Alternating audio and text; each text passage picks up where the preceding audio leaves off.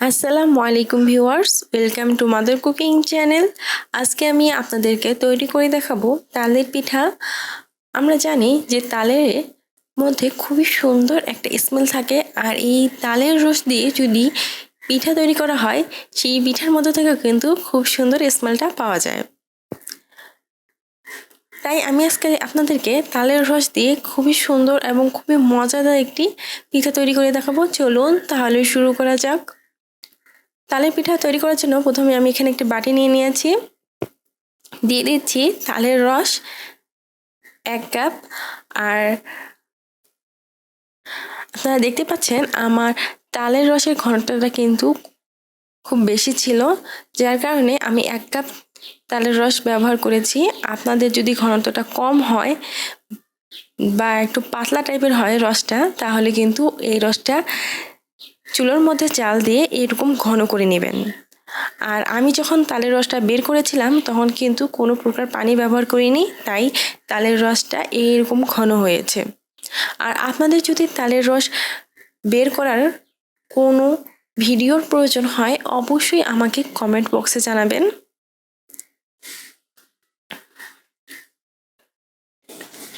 দিয়ে দিব ময়দা হাফ কাপ, দিয়ে দিচ্ছি চিনি 1/4 কাপ। আর আমার তালের রসে যেহেতু মিষ্টির পরিমাণটা খুব বেশি পড়ছিল, তাই আমি চিনির ব্যবহারটা একটু কম করেছি। আপনারা কিন্তু তালের রসের মিষ্টি ভাবটা বুঝে চিনিটা ব্যবহার করবেন, এতে করে কিন্তু পিঠাটা খেতে ভালো লাগবে। কারণ কোনো রসে মিষ্টির ভাব বেশি থাকে, আবার কোনো তালের রস খুব একটা মিষ্টি হয় না। তাই আপনারা আগে তালের রসটা একটু মুখে দিয়ে দেখবেন, তারপর চিনিটা ব্যবহার করবেন। দিয়ে দিচ্ছি সাদা তেল 1 টেবিল চামচ, দিয়ে দিচ্ছি লবণ পরিমাণ মতো, কালো জিরা 1 চা চামচ, বেকিং সোডা হাফ চা চামচেরও কম, দিয়ে দিচ্ছি দুধ পাউডার 1/4 কাপ।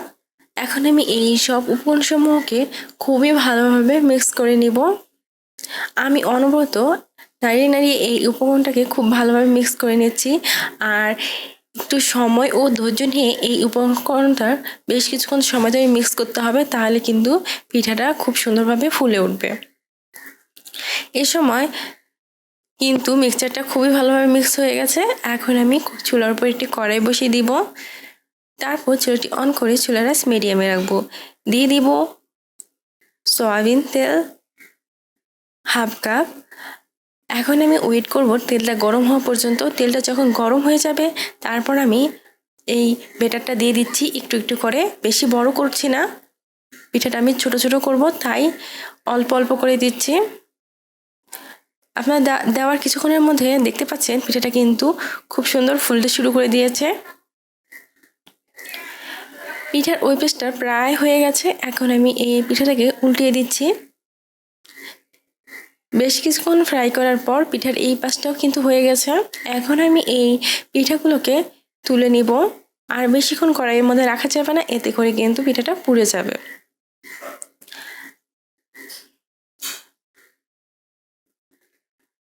আপনারা দেখতে পাচ্ছেন এই পিঠাগুলোর কালার কতটা সুন্দর হয়েছে, আর পিঠাগুলো কিন্তু খুবই নরম তুলতুলে হয়েছে, আর দেখতেও কিন্তু খুবই সুন্দর লাগছে। আর এই পিঠাটা দেখতে যতটাই সুন্দর, খেতেও কিন্তু খুবই মজার। আমি আপনাদের একটা পিঠা ছিঁড়ে দেখাচ্ছি। দেখুন ভিতরটা কত সুন্দর ক্রিমি ক্রিমি হয়ে আছে।